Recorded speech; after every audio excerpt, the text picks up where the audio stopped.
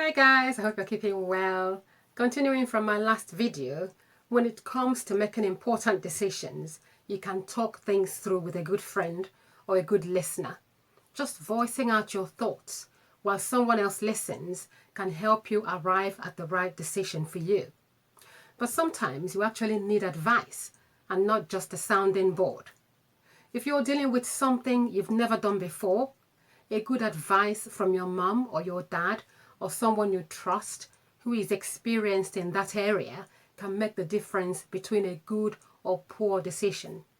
However, you don't have to blindly accept an advice that doesn't feel right for you or that you don't feel comfortable with.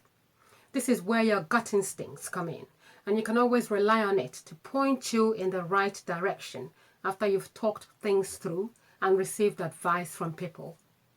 To be continued in my next video. Take care, stay safe, and never stop believing in how awesome you are.